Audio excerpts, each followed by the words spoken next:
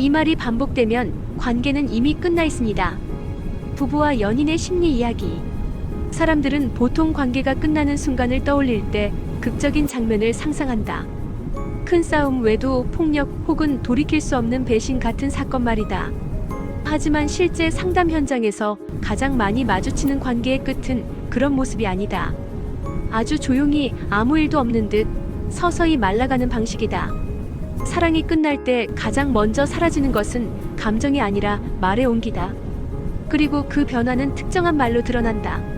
오늘 이 글에서는 부부와 연인 관계에서 반복되면 절대 가볍게 넘겨서는 안 되는 말, 그리고 그 말이 의미하는 심리적 신호에 대해 이야기하려 한다.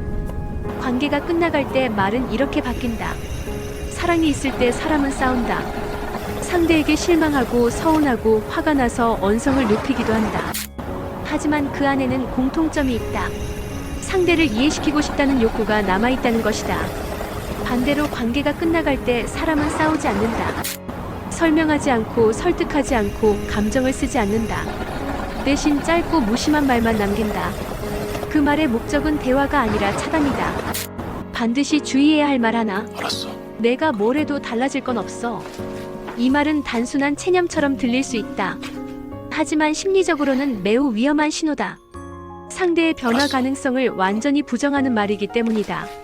이 말을 반복하는 사람의 마음속에는 이미 결론이 내려져 있다. 나는 더 이상 너와 함께 나아갈 생각이 없다. 이 상태에서는 사과도 노력도 약속도 의미를 갖기 어렵다. 반드시 주의해야 할 말 둘. 그건 내가 예민한 거야. 이 말은 갈등을 해결하는 말처럼 보이지만 실제로는 감정을 무효화하는 표현이다. 상대의 상처를 문제 삼는 대신 상처받은 사람 자체를 문제로 만든다. 이 말이 반복되면 한쪽은 점점 말하지 않게 된다. 말해봤자 이해받지 못한다는 학습이 쌓이기 때문이다. 이때부터 관계는 대화가 아니라 침묵으로 유지된다. 반드시 주의해야 할 말 셋. 이 정도도 못 참아? 이 말의 핵심은 비교와 압박이다.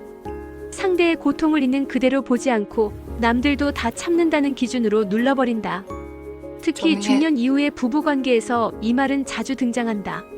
세월을 이유로, 책임을 이유로, 현실을 이유로 상대의 감정을 사치처럼 취급하게 되는 순간이다. 싸움과 무시는 전혀 다르다. 많은 사람들이 싸우는 관계보다 조용한 관계가 낫다고 생각한다. 하지만 심리학적으로 가장 위험한 상태는 무시다. 싸움은 에너지가 남아있다는 뜻이다. 무시는 에너지가 완전히 빠져나갔다는 뜻이다. 상대가 어떤 말을 하든 반응조차 하지 않는 상태. 그것이 관계 붕괴의 마지막 단계다. 왜 오래된 부부일수록 더 위험한가? 중년과 시니어 부부는 관계를 쉽게 끝내지 않는다. 아이, 경제, 체면, 세월이라는 이유가 있기 때문이다. 그래서 문제를 해결하기보다는 참는 방식을 선택한다. 하지만 감정을 억누른 채 유지되는 관계는 겉으로는 안정돼 보일 수 있어도 안에서는 서서히 자존감과 생기가 말라간다. 이 나이에 뭘 바꾸겠어라는 말은 가장 흔하지만 가장 잔인한 자기 포기다.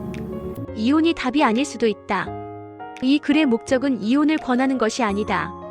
중요한 것은 선택의 방향이 아니라 인식의 전환이다. 관계를 유지하든 정리하든 그 출발점은 하나의 질문이어야 한다.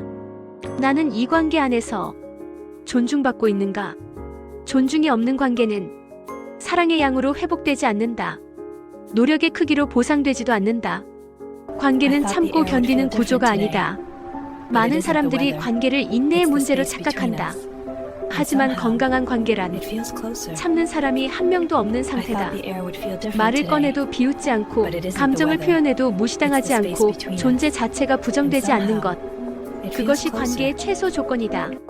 마지막으로 꼭 전하고 싶은 말. 어떤 선택을 하든 그 선택은 두려움이 아니라 존엄에서 나와야 한다. 관계를 지키는 것도 용기지만 나 자신을 지키는 것도 용기다. 만약 오늘 소개한 말들이 당신의 관계에서 반복되고 있다면 그건 이혼의 신호라기보다 스스로를 돌보라는 신호일 수 있다. 관계는 인생의 일부이지 전부가 아니다. 그리고 당신은 어떤 관계 안에서도 존중받아야 할 사람이다.